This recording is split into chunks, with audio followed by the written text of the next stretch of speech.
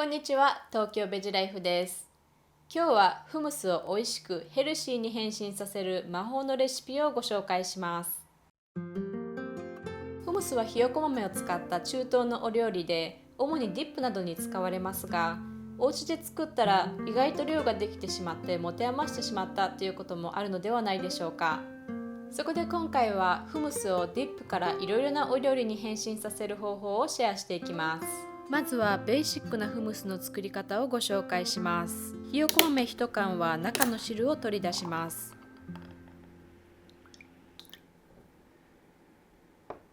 レモン汁は生のものを用意します。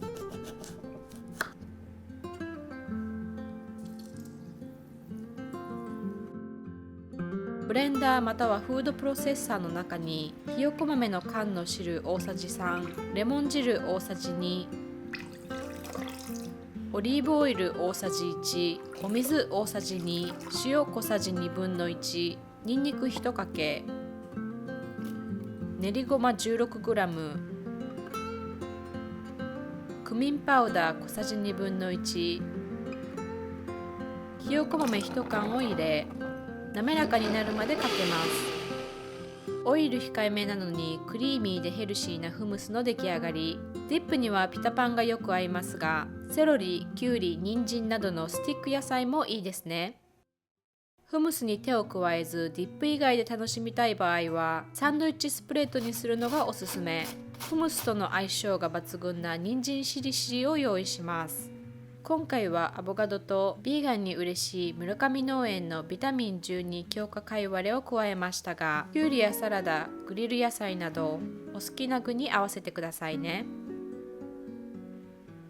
こんがりとトーストしたパンに挟むとおうちランチが幸せなひとときになります。次にフムスにグリーンを足してペストソースに変身させます。フムス1/2分の1カップに30分以上水に浸水させておいたひまわりの種大さじ3を水切りして加えます。パクチー1カップとバジルを加えます。バジルはなくても大丈夫ですが、あるとパクチーの香りが柔らかくなり、より美味しくなります。あとは滑らかになるまでブレンダーにかけるだけです。スプレッドにしたり、生野菜や茹でたブロッコリーなどを和えるソースにしてもいいですが、今回は茹でたてのパスタに絡めてグリーンソースパスタに仕上げました。そのままでも冷ましてパスタサラダとしても美味しくいただけます。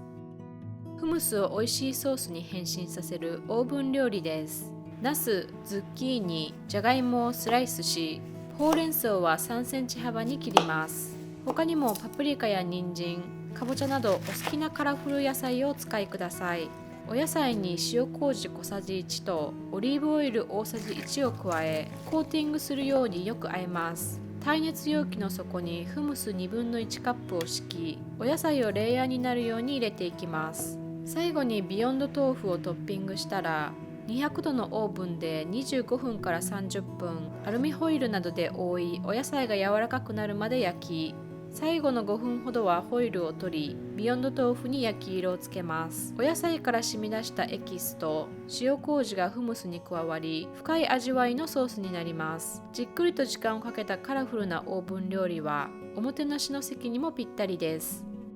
中東のお料理フムスをインドのコロッケ、ティッキに変身させます。まずはフムスを成形するつなぎとなるカリフラワーライスを作ります。カリフラワーの葉と茎を取り除いたら、チーズグレーターの中くらいの大きさの穴を使っておろします。フードプロセッサーを使ってもいいですし、ない場合は包丁でみじん切りにします。フムス1/2分の1カップとカリフラワーライス1/2分の1カップを合わせ、カレー粉小さじ1/2分の1、ターメリック少々、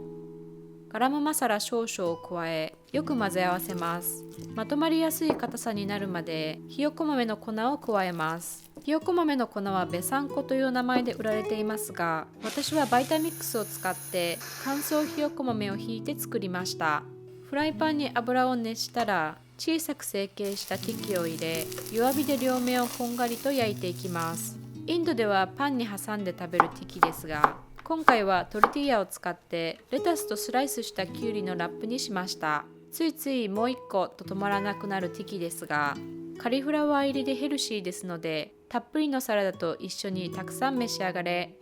最後にフムスを使ってエスニックなスパイスとハーブが香る多人鍋料理を作ります。玉ねぎ小1個は粗いみじん切りにします。人参小1本とじゃがいも小2個は1センチ大に切ります。かぶ1個は実の部分を8等分に切り、葉の部分はざく切りにします。隠し味に甘みを足す干しあんず3個はみじん切りにします。お鍋にかぶの葉以外のお野菜を入れたら、ホールトマト缶半分、フレッシュタイム少々、フムス大さじ3、オリーブオイル小さじ1、コリアンダーパウダー少々を入れ、かぶの葉を覆いかぶせます。水を入れて吸水させておいた蓋を乗せ、弱めの中火で15分煮込みます。私は伊賀焼き土鍋のふっくらさんを使いましたが、無水調理鍋を使っても美味しくできます。普通のお鍋を使う場合は、お水を少し足して弱火で煮込んでください。食卓にみんな揃ったら蓋を開け、よく混ぜ合わせていただきます。多人鍋で煮込んだお野菜にはクスクスがよく合いますが、今回はティキを作るのに余ったカリフラワーライスをオリーブオイルと塩少々でソテーしたものを合わせます。多人鍋が登場すると、いつもの食卓がまるで異国に来たかのようになり、ワクワクしながら食事が楽しめますね。ここまで見てくださってありがとうございます。